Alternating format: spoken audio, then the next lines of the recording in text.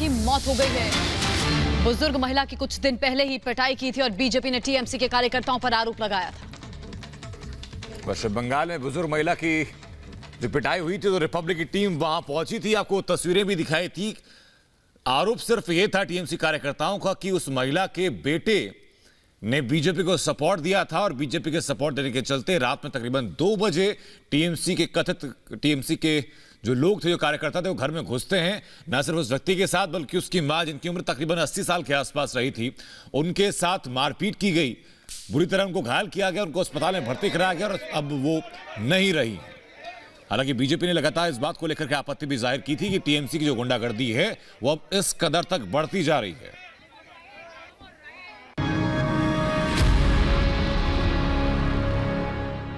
बंगाल चुनाव में लगातार हिंसा की तस्वीरें सामने आ रही हैं।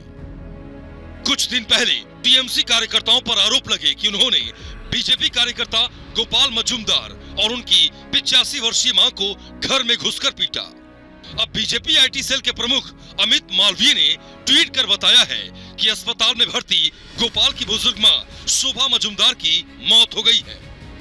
जब ये घटना सामने आई थी तो बीजेपी ने इसे मुद्दा बनाकर ममता बनर्जी को घेरने की कोशिश की थी। अब एक बार फिर अमित मालवीय ने ट्वीट कर टीएमसी पर सवाल खड़े किए हैं। ये बंगाल की बेटी भी किसी की मां, किसी की बहन थी, जिनकी अब मौत हो चुकी है। इनके साथ टीएमसी कार्यकर्ताओं ने मारपीट की थी और ममता बनर्जी ने इनके लिए सहानुभूति के 2 शब्द तक नहीं कहे थे। हमारे साथ हमारी सहयोगी दमदम से अनुपमा इस समय लाइव मौजूद है। अनुपमा, बंगाल की बेटी हूं ये कहा ममता बनर्जी ने, बेटी कार्ड खेलकर चुनावी मैदान में है ममता, लेकिन एक बुजुर्ग महिला के साथ उसी बंगाल में क्या हो रहा है, किसी पर अभी तक एक्शन नहीं लिया गया। वो बुजुर्ग महिला हमारे बीच में है नहीं। बिल्कुल ज्योत्सना, देखिए बहुत दुख भरी खबर आज जो है सुबह सवेरे सामने आई। सबसे बड़ी बात है उस बुजुर्ग महिला के हम घर पे जो है मौजूद है। हालांकि जो उनका पार्थिव शरीर था वो अंतिम संस्कार के लिए ले जाया गया। आपको याद होगा अमित शाह ने भी ट्वीट किया, जेपी नड्डा ने भी ट्वीट किया, लेकिन ये समझने की जरूरत है, हम खुद बंगाल में इतने दिनों से मौजूद है, ग्राउंड जीरो पर हम जाते हैं। बीजेपी कार्यकर्ता जिनकी हत्या की गई उनके परिवारों से भी हमने लगातार मुलाकात की है। उनका सिर्फ एक ही कहना होता है कि लोकतांत्रिक देश के अंदर अगर हम किसी पार्टी को सपोर्ट कर रहे हैं या अगर कोई स्पेसिफिक पर्सन सपोर्ट कर रहा है तो उसके परिवार के साथ किस तरीके की निर्मम हत्या कर दी जाएगी, वो कहां तक जायज होता है। और अगर जायज ठहराया भी जा सकता है टीएमसी की तरफ से, तो उसके बाद पुलिस क्या कर रही थी? क्योंकि आप याद कीजिए कि जब हमने बीजेपी कार्यकर्ताओं के परिवार से बात की थी, उन्होंने सीधे तौर पर यह कहा था कि अभी तक 140 कार्यकर्ताओं की हत्या की जा चुकी है। अगर आप उनमें से किसी भी परिवार से बातचीत करेंगे, सिर्फ उनका एक ही सवाल होता है कि आखिर पुलिस अब तक एक्शन क्यों नहीं ले रही है। 27 फरवरी की घटना थी जिस वक्त बुजुर्ग को इतनी बुरी तरीके से पीटा गया था कि हमने देखा था पश्चिम बंगाल के कोने कोने में जो है भारतीय जनता पार्टी ने वो पोस्टर्स लगवाए थे और एक ही सवाल पूछा था कि बंगाल की बेटी का नारा अगर पश्चिम बंगाल के मुख्यमंत्री की तरफ से दिया जाता है तो आखिर महिलाएं सुरक्षित कहां है पश्चिम बंगाल के अंदर। और सबसे बड़ी बात यह हो जाती है कि 27 फरवरी के बाद आप ये समझिए कि आज अप्रैल आने वाला है और उसके बावजूद 2 महीने से ज्यादा का वक्त बीत चुका है, लेकिन अभी तक जो है कोई भी कार्रवाई इस पूरे मामले में नहीं की गई है। आज उस महिला की मौत हो जाती है, परिवार वापस लौट रहे हैं आपके पास। इसी बीच गृह मंत्री अमित शाह ने क्या ट्वीट किया है वो दर्शकों को बताते हैं। उन्होंने कहा कि बंगाल की बेटी शोभा मजूमदार जी के निधन से आहत हूं, उन्हें टीएमसी के गुंडों ने बेरहमी से पीटा था। उनके परिवार का दर्द और घाव लंबे समय तक ममता दीदी को परेशान करेंगे। बंगाल हिंसा मुक्त भविष्य के लिए और हमारी बहनों और माताओं के लिए एक सुरक्षित राज्य की लड़ाई लड़ेगा। ये ट्वीट किया गृह मंत्री अमित शाह ने बंगाल की इस बेटी के, जिसकी पिटाई की थी टीएमसी के गुंडों ने उनकी मृत्यु के बाद।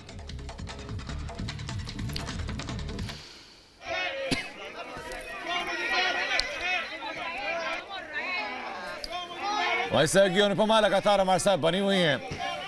अनुपमा, ये चीज साफ थी और जो शोभा मजूमदार है उनके बेटे ने भी ये साफ कहा था कि चूंकि वो बीजेपी को सपोर्ट करते हैं, इसलिए रात में तकरीबन 2 बजे के आसपास टीएमसी के गुंडों ने उनके घर में घुस करके उनके साथ मारपीट की है।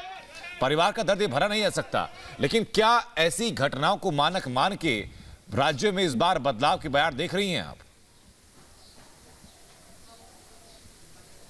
बिल्कुल आनंद, देखिए सबसे बड़ी बात ये हो जाती है कि शोभा मजुमदार हो या तमाम वो बीजेपी कार्यकर्ता, आपको याद होगा कि रिपब्लिक भारत ने एक स्टोरी भी की थी, तमाम वो बीजेपी कार्यकर्ता के हम घर भी गए थे जहां पर उनकी हत्याएं कर दी गई थी। कई जगह ऐसे थे जहां पर स्मारक बनाए गए थे, लेकिन सवाल परिवार का सिर्फ एक ही था कि पश्चिम बंगाल के अंदर अगर हम रहते हैं तो क्या हमारी सुरक्षा की जिम्मेदारी किसकी बन जाती है। इसका मतलब ये कहीं से जायज नहीं होता कि अगर हम किसी एक पॉलिटिकल पार्टी को सपोर्ट कर रहे हैं तो कोई भी टीएमसी का कार्यकर्ता आएगा और हमें और हमारे परिवार की हत्या करके चला जाएगा और उसके बाद पुलिस की तरफ से कोई भी एक्शन नहीं लिया जाएगा।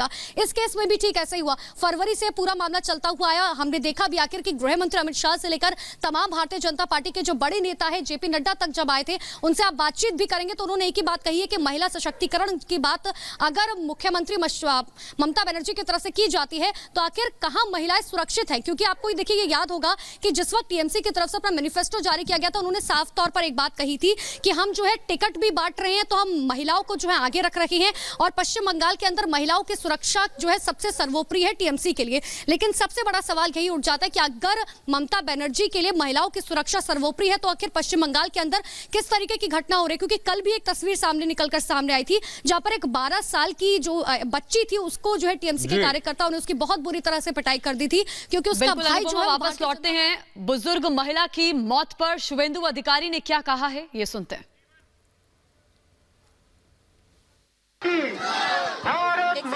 दादा दादा दादा একটা রিঅ্যাকশন ও বেগম সব হিন্দু এখন दादा दादा ममता बनर्जी 5 दिन तक यहाँ पे रुकी हुई है, क्या कहेंगे? क्या कहेंगे? आज- पर्सनल मैटर है, मैं क्या कहूँगा? नहीं मतलब चुनौती है क्या? फर्क पड़ना नहीं वाला। फर्क नहीं पड़ने नहीं वो 5 दिन के 50 दिन रहे ना, कोई दिक्कत वो नहीं। कहती है कि मैं हरा के वो तो 2000 2500 पुलिस लेकर रहता है। दादा आप जहाँ भी जा रहे हैं, जहाँ भी जा रहे हैं बहुत भीड़ जुट रही है, जहाँ जा रहे हैं भीड़ बहुत जुट रही है, कितने उत्साहित कौन किसके? आपके रैली में? अरे मैं तो सबका साथ जुड़ा हुआ हूँ, सब मुझे कुटुंब बोलता है, इसका सब फैमिली रिलेशन है। आज 20 साल से काम कर रहा हूँ। अच्छा दादा, आज मौत हो गई वो बुजुर्ग महिला की जिनको टीएमसी के कार्यकर्ताओं ने मारा था, उस पे आप क्या कहेंगे? बीजेपी के कार्यकर्ता की मां थी वो। ममता बेगम को पूछ लीजिए, उनकी गुंडा ने किया तो 85 ईयर्स ओल्ड 66 साल के एक इसको बांग्ला में बोलता है, कैंपेन कर रहा है। आप लोग कह रहे हैं कि बंगाल की बेटी की हत्या की गई है, जो बुजुर्ग महिला की मौत हुई है। आप लोग बीजेपी जेपी नड्डा साहब भी कह रहे हैं कि बंगाल की बेटी की हत्या कर दी है टीएमसी के गुंडों ने। हाँ सही बात किया, नड्डा जी बोला जो सही था।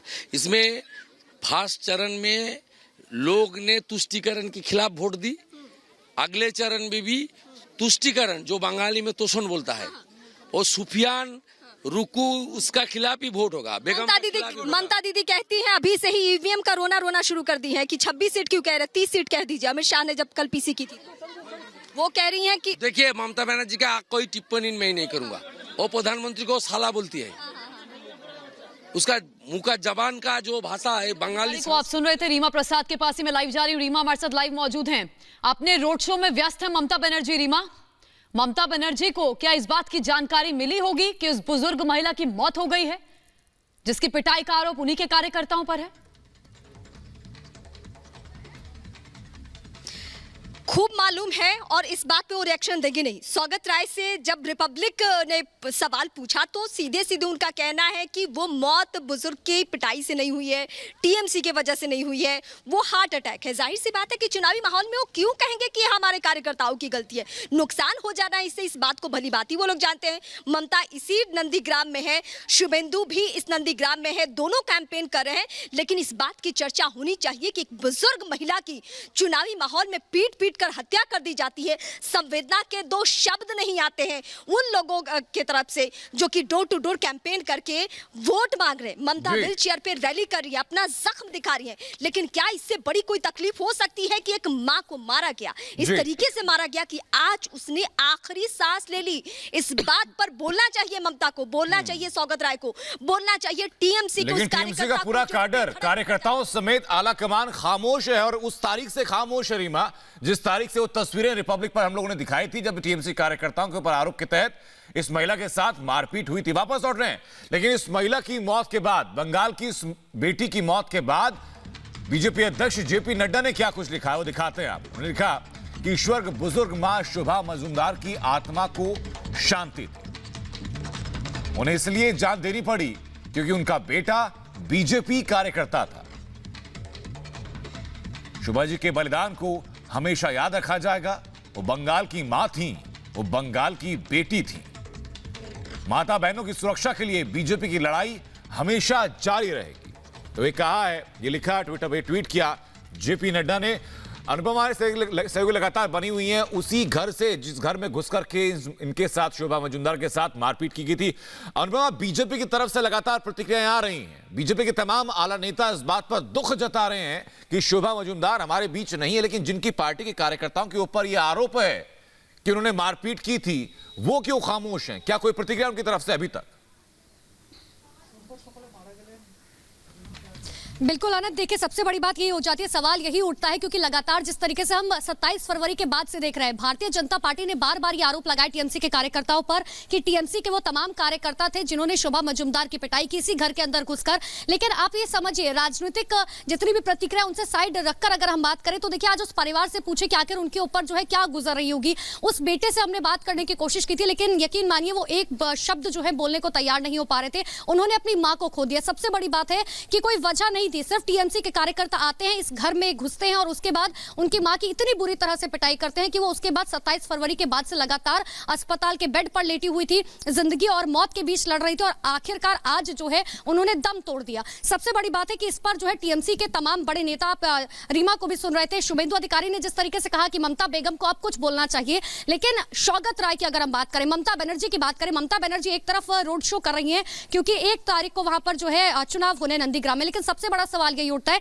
कि आखिर टीएमसी का कोई भी बड़ा नेता आके फ्रंट फुट पर क्यों नहीं कहता है कि अगर टीएमसी के कार्यकर्ताओं ने ऐसा नहीं किया है तो कम से कम आप सामने आइए, आप प्रेस कॉन्फ्रेंस कीजिए। अगर बीजेपी आरोप लगा रही है और आपके अंदर इतनी हिम्मत है तो बीजेपी के आरोपों को नकारने की तो हिम्मत रखिए। सबसे बड़ी बात है कि हम लगातार टीएमसी के तमाम नेताओं से इसको लेकर सवाल पूछते हैं कि आखिर राजनीतिक हिंसा लगातार बढ़ती जाती है। आप किसी भी टीएमसी के नेता से सवाल करेंगे तो उनका सिर्फ एक ही जवाब होता है कि हमारे जो कार्यकर्ता है वो बेहद शांत है, हम बिल्कुल चाहते हैं कि शांतिपूर्वक चुनाव, और हमारी तरफ से ऐसा कुछ नहीं कहा जा रहा। लेकिन सवाल तो यही उठता है ना कि आखिर 140 बीजेपी कार्यकर्ताओं की अगर हत्या हो जाती है तो आखिर कौन कर रहा है हत्या? और टीएमसी की तरफ से क्योंकि फ्रंट फुट पर आकर कुछ नहीं कहा जा रहा, ना तो कोई प्रेस कॉन्फ्रेंस की जा रही, ना कोई बयान जारी किया जा रहा। सबसे बड़ी बात है कि आज बुजुर्ग महिला की मौत हो गई, उसके बाद एक शोक संवेदना भी अब तक ममता बनर्जी की तरफ से व्यक्त नहीं की गई है। कोई टीएमसी का बड़ा नेता जो है सामने नहीं आया। शुभेंदु अधिकारी से बात जब रीमा ने की, उसमें उन्होंने सीधे तौर पर यह कहा कि ममता बनर्जी को कम से कम ये बोलना तो चाहिए कि अगर उन्हें दुख भी है। लेकिन देखिए, इससे साफ तौर पर पता चलता है नंदीग्राम में वो एक तरफ रोड शो कर रही हैं,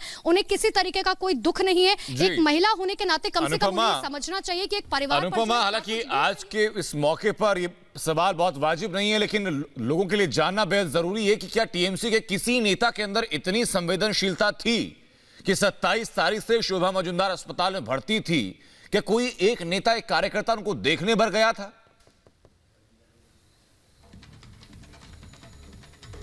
बिल्कुल आनंद, आपको याद होगा 27 फरवरी के बाद आप भी जो है कलकत्ता में ही मौजूद थे, आपने भी इस खबर पर जो है रिपोर्टिंग की थी। उस वक्त भी आपको याद होगा कि कोई भी टीएमसी का कार्यकर्ता जो है उनके घर तक नहीं पहुंचा था, परिवार से मुलाकात नहीं की थी, यहां तक कि फोन पर भी बातचीत नहीं की थी, कोई हालचाल जानने की कोशिश तक नहीं की थी। जब हम खुद इस खबर पर लगातार ग्राउंड जीरो पर रिपोर्टिंग कर रहे थे, हमने उस महिला से भी बातचीत की थी। हालांकि उनकी बिल्कुल भी हालत ऐसी नहीं थी कि वो जो है कैमरे पर आके बातचीत कर सके। लेकिन सबसे बड़ी बात यह कि आज उस महिला की मौत हो जाती है, जिस पर राजनीतिक प्रतिक्रिया जरूर सामने आ रही है। कम से कम भारतीय जनता पार्टी के जो तमाम बड़े नेता हैं, क्योंकि वो टीएमसी पर आरोप तो लगा रहे हैं, लेकिन कम से कम उन्होंने संवेदना तो व्यक्त की है, कम से कम उनके अंदर इतनी मानवता तो बची है। लेकिन टीएमसी का कोई भी बड़ा नेता आप उठाकर देख लीजिए, किसी ने एक ट्वीट तक करना जो है वाजिब नहीं समझा। अभी तक एक ट्वीट तक सामने नहीं आया कि उन्हें जो है दुख है कि बंगाल की बेटी, बंगाल की मां जो है चली गई है, चाहे आरोप उनकी पार्टी पर लग रहा है। लेकिन सबसे बड़ी बात यही हो जाती है, क्योंकि देखिए देश भर में महिला सुरक्षा की बात करते हैं, लेकिन पश्चिम बंगाल के अंदर महिलाओं की सुरक्षा की जिम्मेदारी किसकी है, सबसे बड़ा सवाल है।